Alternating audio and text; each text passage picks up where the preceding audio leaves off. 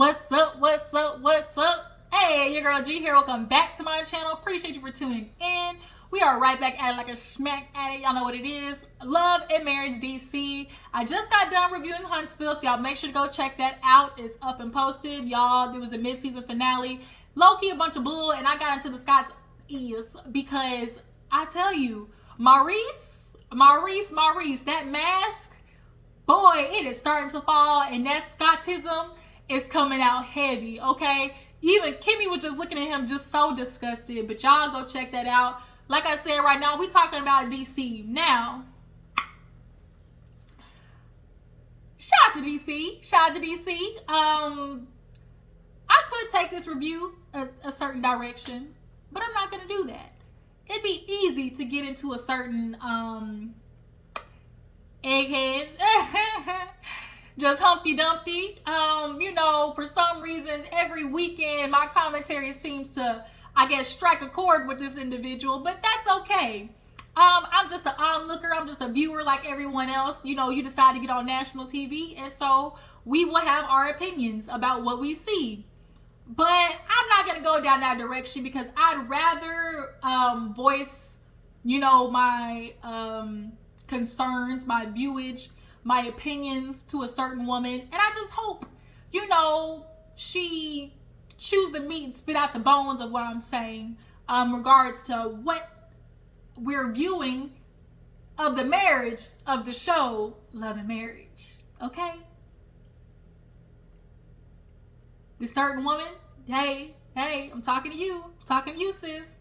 I'm giving you real woman to woman. Just a little advice. That's it. Just a little advice. That's it.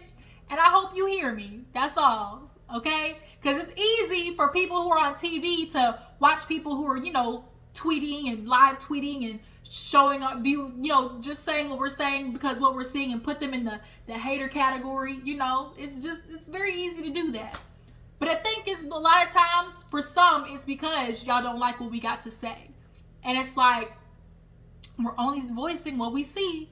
And we hear the title, we hear the saying, the typical saying, well, it's editing. Y'all are only commenting off the editing footage. And it's kind of like, yeah, but the point is, the actions have to be there, one, in the first place, and two, they can only edit and use what you give them. That's it. Is that plain and simple? So let's stop wasting time. Let's go ahead and get to the video. Like I said, certain woman, I hope you just hear what I'm saying, sir. Okay? That's it, sis. Miss Ma'am. So, speaking of Miss Ma'am, Miss Erana, hey, girl, hey, even though you was getting on Winter's ass and you was yelling all that type of hypeness, you was looking good, girl. Okay, Miss Erana had that good old, little bob. Shout out to Santana, little bob. Okay. And she had that suit on, looking real Janet Jackson based, super cute. Janet Jackson with a little Chanel twist. And she was basically yelling at Winter. I don't know what Jamie told Erana, but he had her all hopped up on Mountain Dew. And I know that Jamie hyped her up because he kind of low-key did it on Twitter. Because I'm good with reading in between the lines. He says, I can, like Adini said, oh, we're not going to read. We're not going to read like a book, bitch. We're going to read, okay? And I know how to read in between the lines. And the way he kind of tweeted, as in, oh, I know my wife, and if y'all get to arguing it in person, as in, I know my wife is willing to go to bat, basically. And he makes sure Erana goes to bat when she kind of says something that he don't like, right? And I think Erana realized she said some stuff to Winter, and the fact that Monique came back to her with the red light special, she kind of regrets saying that because, one, she's saying something that she know Jamie's not gonna like, one, and two, she has to keep portraying the perfect image, right? And the problem with consistently keeping up an image is eventually the mask is going to slip. And eventually the human, the soul, in which Erana, her soul is screaming, bitch, I'm unhappy. And so when she talks to women who possibly have gone through the same thing as her, or she has something to relate to, she's going to talk about it because she doesn't get to talk about it often. She doesn't get to talk about her feelings often with her husband because he don't care. And he don't plan on changing no time soon, right? And so now Erana's stuck with swallowing it and just crying in the shower, right? But nonetheless, you know, her and Winter are going back and forth, and she hits Winter with the, I never told you my husband was cheating. You going out there talking about red light special. You should have kept that to yourself. And it's like, girl, Erana, I get what you were saying, because as a woman, when you're venting with somebody, you know what you can probably say to somebody else and what you should probably keep to yourself. But girl, it's probably two big ass cameras looking at you. So it's kind of like it's said on camera. Cheese, candy camera.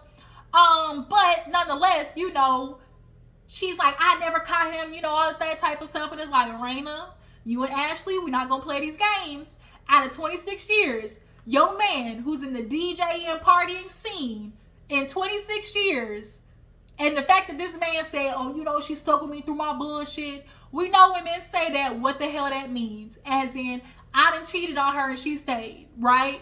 And Erana, you might not have caught him, i.e., ding dong, baby ain't popped up to your door, or hey, you know, hello, this is, you know, Barbara or whatever, you know, she ain't never had a hey, this is Shirley moment. You know, she might not have ever had those, but at the end of the day, that womanly intuition, okay, that womanly intuition, damn near psychics, okay, Erana, girl, it's happened, and you know it's happened, but the problem is you haven't confirmed it, and deep down you don't go looking to try and confirm it because you know you're not going anywhere. The same shit I told Ashley. She don't go digging and, you know, looking through phones or looking through emails because she's not going nowhere.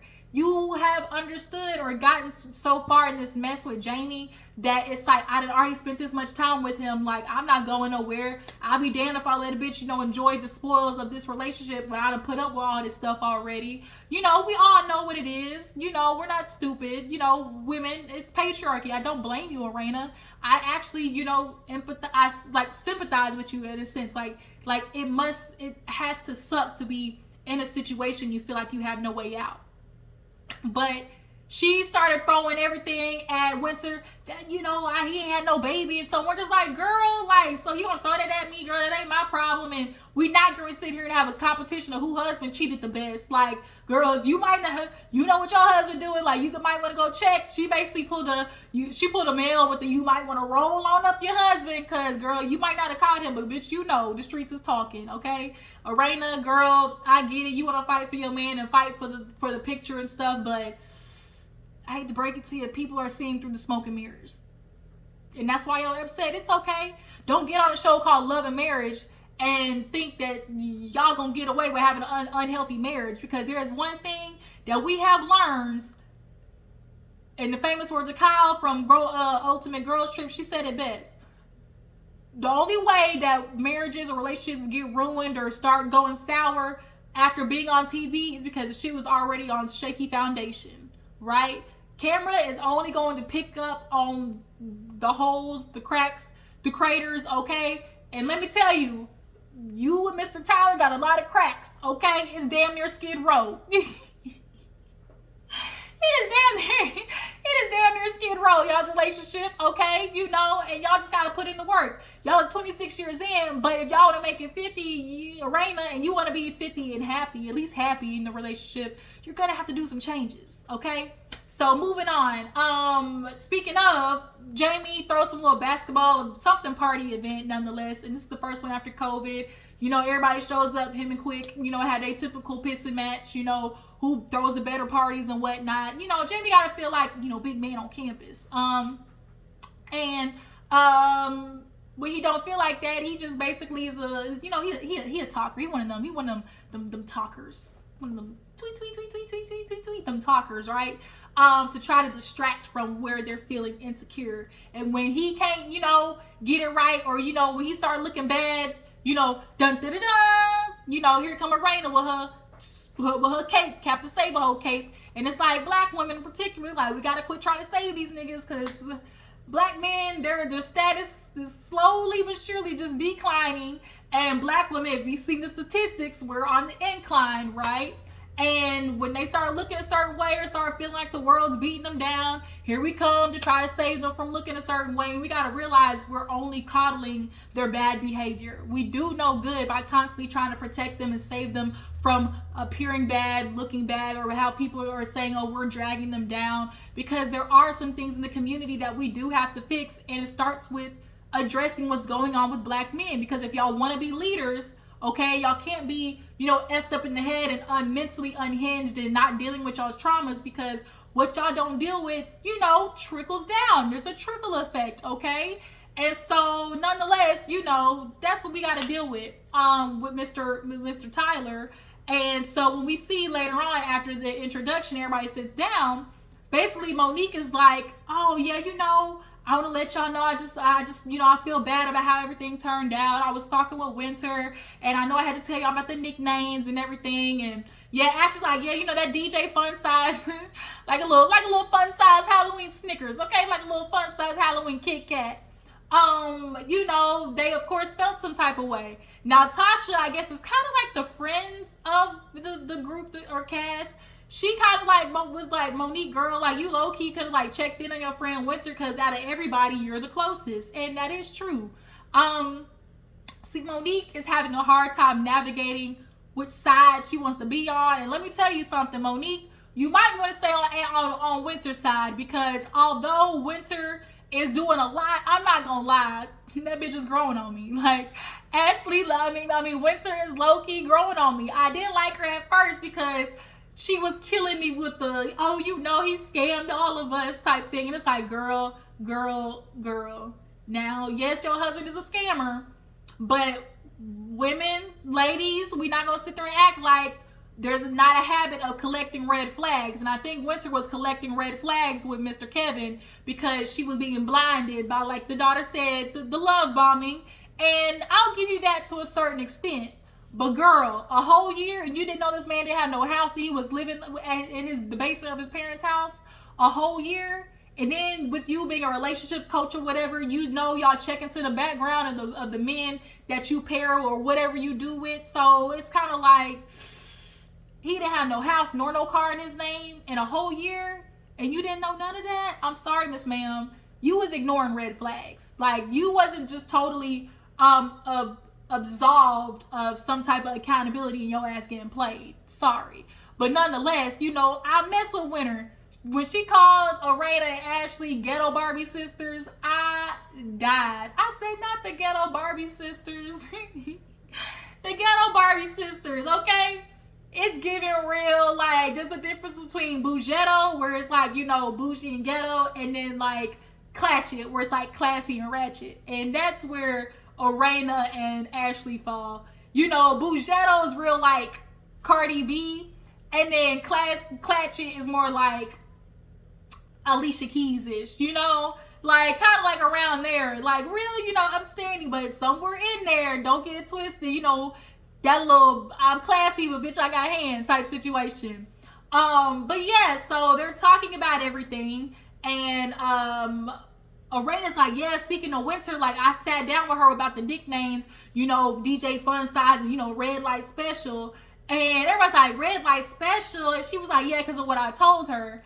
And I was like, say more, Erana. I was like, why aren't you going into details about what you told her? And it's like, Erana definitely regrets telling her that, because now basically it's like, yeah, you didn't say your husband was cheating, but what else does that allude to? Like, oh, you fell asleep at the red light.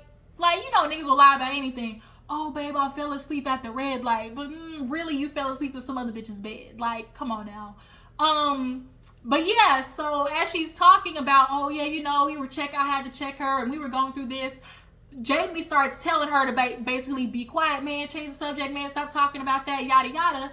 And Randy's like, man, go on, like, let me talk.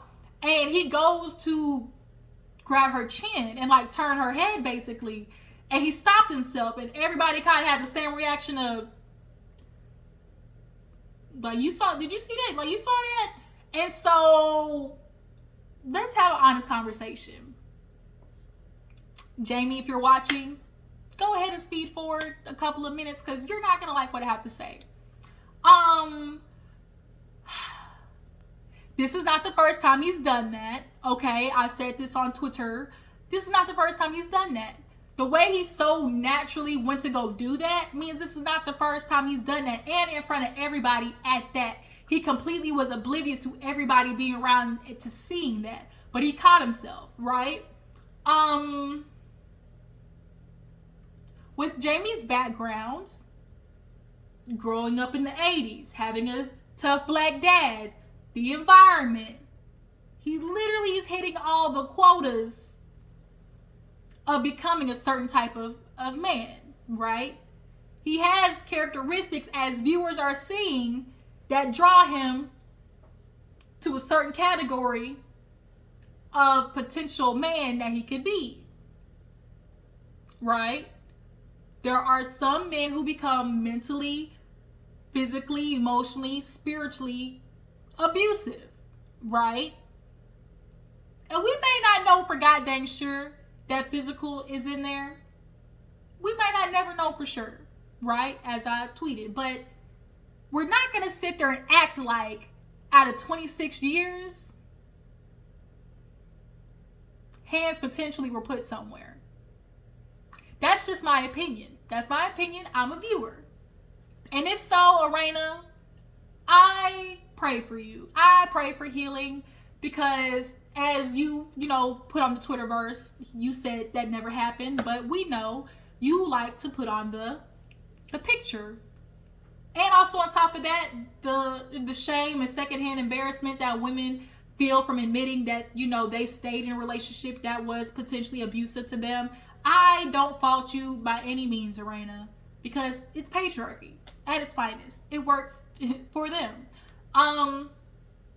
But I'm not going to allow that to sit there as a person with common sense and sanity and, who can deduce and read body language and, nonverbal movements. I read all of that shit. Like, I read in between the lines.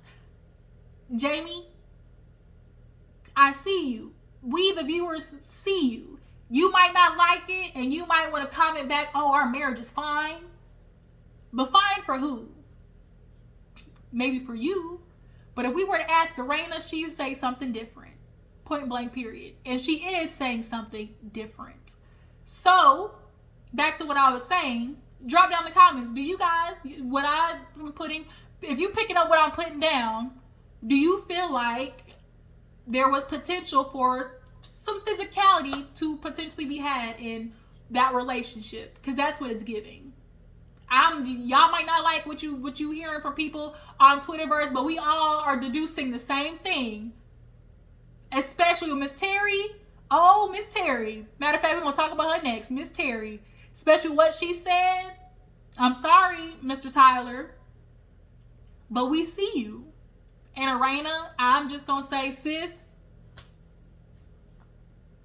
I mean, love yourself. That's the only two words I can say. Love yourself. Because you got to love yourself so your daughter can love herself. You got to understand, like, there's examples that have to be made about what type of man and what type of, woman y'all want y'all's kids to be, right? And it's particularly for daughters. Erana, at your age, love yourself. Figure out what's for you, ma'am. Moving on, we're gonna get to Miss Terri. So Miss Terri comes over. Miss Erana invites her over to Jamie's much chagrin. He basically was so upset because he did what most niggas do, where it's like they go to one therapy session and then be like, oh, I'm gonna go again, and then never schedule the appointment. So she basically pulled a Tisha where it's like, let me pull her over here to Terry's house. Let me call Terry, because I know he ain't getting ready to do it, and he wasn't, and that's why he was mad. Man, he was so upset. Yeah, you thought you got out of it, Jamie. Nope, not today. So Miss Terri comes over, and he's more excited about hearing about Erana. But Erana's like, no, we gonna get into your shit because it's obvious something is going on. And because she's dealing with the collateral damage, she's dealing with the effects of what's going on with you, Jamie. See, that's what you fail to realize. Men fail to realize it's okay for y'all. Y'all feel like it's okay for y'all to ignore the shit that's going on with y'all because it's your life, but y'all clearly seem to forget that what y'all don't heal, what y'all don't fix, trickles down to your family, in particular your wife, right? The person who's taking care of your children.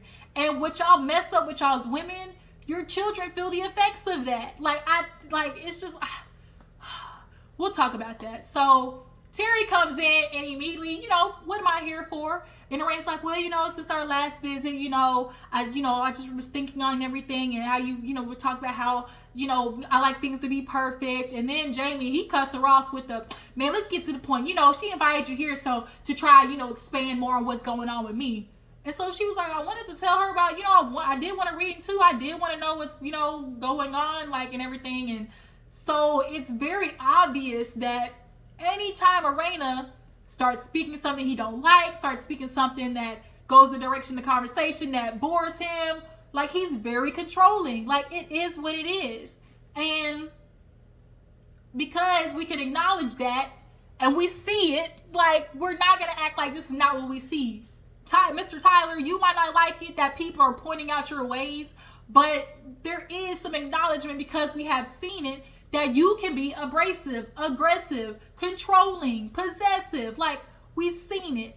So when she talks and you're cutting her off and over talking her, it's obvious that you want to control the direction of everything.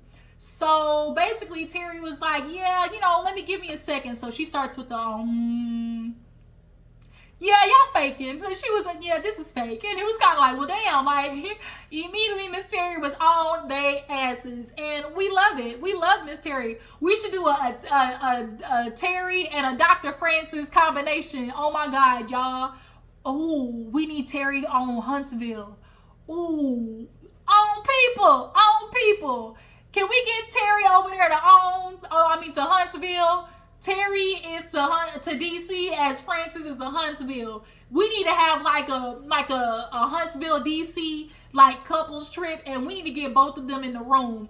On people. I call it here. I coin it here first. I would like my percentage. Okay, I'm coining it here first. I would like my percentage. But yeah, she basically was like, all I get is rage. I just see rage for you. And she was like, well, Jamie, with your dad, I'm kind of pulling up a very robotic, his way or no way type situation. And that's easy to deduce. A black man in the 70s and 80s during, the crack epidemic, and back then we know their parenting was tough love, emphasis on tough. Jamie even said it. He was the type of man to knock you down if he didn't see blood. Okay, you good, get back up. That's abusive. And Jamie, I want you to be okay with admitting that. A lot of parents, y'all need to understand, one day your kids are going to grow up and explain what it was like to be on the receiving end of your parenting, right?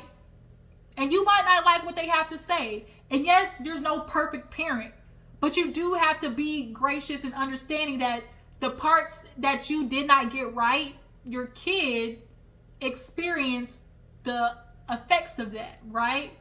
And your dad did not get right parenting in a considerate manner, or in a manner, right? And because you grew up in a very tough environment in Baltimore, I think it was, it's gonna be understood that, a lot of men took that, I'm gonna make sure he stay off the streets approach, but that doesn't make it right. And Jamie, you need to go, reconcile that with yourself and figure out all the rage and anger, because it's very obvious you probably held in a lot of stuff. You did not, talk back, or, he did stuff to you and you realize I just got to shut up and take it. And that's not okay. That's not okay. We want you to be able to acknowledge that you were hurt as a kid, right? And it's not bad, Jamie. Just address those situations, because at this point, it's not just about you. You got a wife who's dealing with the side effects of that. And she says it all the time. You're mean. I call you and it's immediately, well, what you calling me for? And, he's snapping on her immediately. That's not okay. And Erana, I don't know how you can tolerate this for 30 years, but that just goes to show what you're lacking in yourself and what you need to, deal with. And Miss Ma'am, it's okay. Everybody has their shit they have to reconcile, from trauma to childhood to whatever it is. And you know what? We don't know a lot about Erana's background. Like, I wonder, like, what did she grow up, go to college, like her mama? Like, with Erana being the type of woman that she is, you know, typically they had an example of a woman showing them, hey, make sure you keep up the good look, or, you know, or Erana maybe grew up realizing like her look was her commodity because men paid attention to that, you know? But either way, you know, Terri points out, like, it's very ironic that, you know, Jamie, you didn't have a female figure. You know, Jamie lived with his dad from 8 until moving in with Erana, which I can imagine going from your dad's house straight to Erana. That was a big adjustment for him, right? Especially being in a house with a woman, not ever being with a woman, right? If that's how that went. But here it is, you get the epitome of feminine divine in Erana, a woman who wants to keep up, making sure like I stay like this for my man. And it's like, that's very dangerous because now Erana is stuck in making sure she stays in this pillar to appease him. But here you are, you're making sure on the outside you're this Barbie for your husband, but on the inside you got a bruised heart because he's emotionally abusive. He's mentally and emotionally abusive, or we're gonna call it what it is. We're not gonna dance around what it is, point blank period. And Erana, I just girl, I just want to stick this with you, girl. If you see this, one, you've been in this 26 years, and I want you to ask yourself, what did I get out of it? What did me being with Jamie, what besides the glitz and the glam and the lifestyle, for your soul, what did I get out of it? What did I get fulfillment and happiness? Did I get fulfillment and happiness for me in this relationship? 2, can I go the next 26 years dealing with what I had, right? Can I do another 26 years of this, right? And 3, girl, I just want you to love yourself. Like, that's all I can say is love yourself, because you're going to be an example for a daughter, right? Y'all's kids, y'all are going to be examples for kids, right? And the type of man that y'all are with, you got to understand your daughter is going to go out into the dating world and realize, oh, hey, like, I need to pick somebody, and I got to look at an example. And Jamie, right now, you need to be honest with yourself. If your daughter came home with a man who was like you, would you be okay with that? See, a lot of men got to ask themselves that, because y'all know how you treat your women. If your daughter came home with a nigga just like you, would you be okay with that? Or Raina, if your daughter came home with a nigga and he was just like Mr. Tyler, would you be okay with that? Or would you tell her to run? Get out. Okay, Jordan Peele style. Just saying. Okay, Raina, I just want you to act like, what do you have going for you? Every other woman we see has some type of outlet, some type of something that they are building on. And Raina, then we get to you, and then it's like, girl, I want you to figure that out, because at damn near 50 years old or 50 years old, as mature as you are, you got to have something. But, you know, girl, just work on yourself. That's all I can say. Girl, you are not alone. You ain't the only woman dealing with this. I promise you ain't. And a lot of women would resonate with you. They really do. Which is why when we comment on Twitter and stuff like that, you take it as an attack. But girl, deep down, you know what we saying is the truth. Deep down, you know that discernment it's there, woman. Moving on. Chris and Monique, cute little scene. They go working out, couples working out. You know, couples need to go ahead and get their little private time. Point blank period. Their little private time. And after that, they basically talk. It was super cute though with the boom, you know. They basically talk, and Monique is like, yeah, you know, I was talking about you to Erana. He was like, well, speaking of, can you chill out with that? Because it just kind of seems like you keep talking about me. And it's like, dang, I feel like I'm doing something right with the kids. And of course, Chris wanted a pat on the back. Men do shit right, want a pat on the back. Can I get a gold star? They love to pull the Martell. When they better than the other men out here, they want their little gold star. Would y'all be acknowledging your wives when they be doing everything? No. Okay. But he was like, you know, she was like, I do say good things. He was like, barely. He's like, not enough. So I will say Monique every damn episode has been saying a lot about Chris, but she, you know, explained. It's like, damn, I've been so frustrated for so many years that, like, I'm finally speaking about it. So at this point, it's just rolling out, right? But it's like, Monique, just not what you say, but how you say. That's kind of it. But they love on each other. It was cute, you know. It was cute or whatever. You know, Chris and Monique, we can tell they do love each other. And I know I just talked about this, but I will just say, like, it's good to see, at least on TV, a husband we see him trying. We see him doing what his woman is asking for.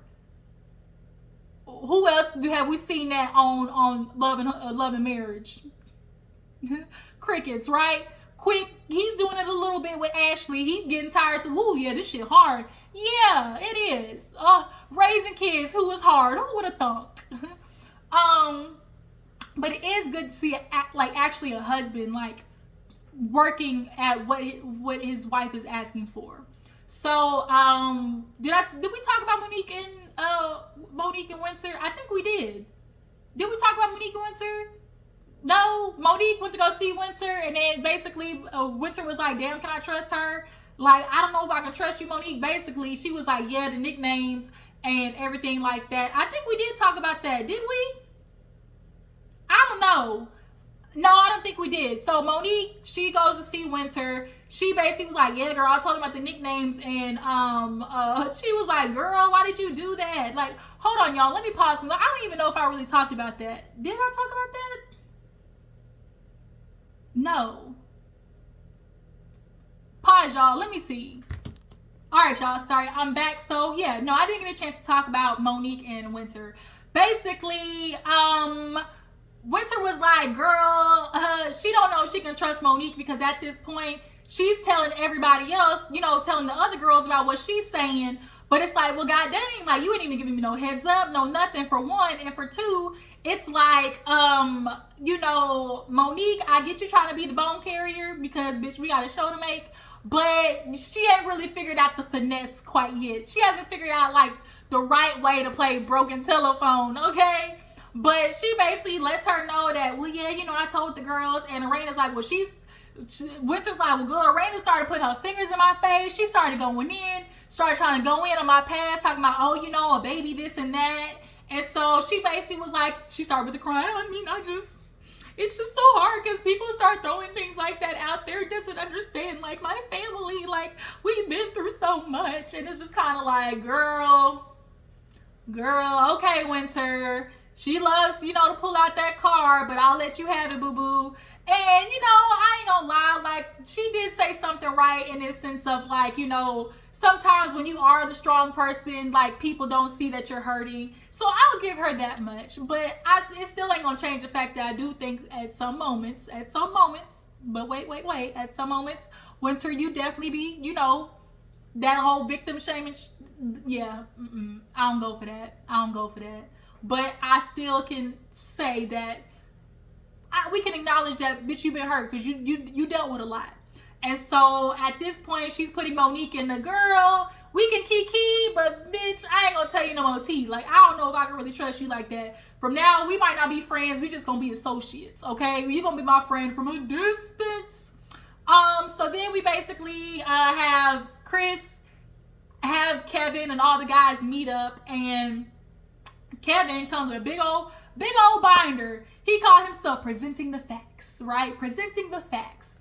And the men bought it so damn fast, I was sickened, especially DJ Quick. Well, I finally met Kevin. I just gotta say, he showed me everything. So now we know that Winter's the crazy one, Winter the wrong one. It was like, he didn't present you with facts. He presented you with papers. Like, at this point, he could have damn near just printed out, his catalog. He could have printed out the catalog for Essence Fest, for all we know. He could have printed out the ingredients for milk and put it down in the binder. So it's just kind of like, he just showed y'all papers. But at this point, Kevin is a nigga who like to talk. He loves to present the facts. And it's just kind of like, bruh, you going to jail probably next year. We'll see you, okay. Hopefully, Winter will be nice enough to put some money on your books. So we end the episode with Monique and everybody meeting up to go to the little, the cabin and everything. They're doing a little couples trip and lets them know that, hey, I invited Winter. And then Chris was like, well, damn, I invited Kevin. It was like, ooh, y'all messy asses. But you know what? I'm going to just sit back just like this watching, okay, and enjoy the ride. So, y'all, that was Love and Marriage DC. I just want to say, Erana and Jamie, you can't come on TV and have cracks in your marriage and be upset that people are pointing them out. That's just what it is. Like I said, Y'all came on national TV thinking y'all was gonna be able to put on a facade, but you can only hold it up for so long. Y'all came on here with a crack ass foundation. Skid Row, okay? Y'all ready to Skid Row, cracks in the foundation. And people are seeing what we're seeing. And until y'all start showing something else, we're not gonna comment on anything else. And Erana girl, we just here for you. That's all we can say. That is all we can say. But y'all, appreciate you for tuning in. Y'all make sure to follow me on Instagram and Twitter, and I will catch y'all later. Deuces.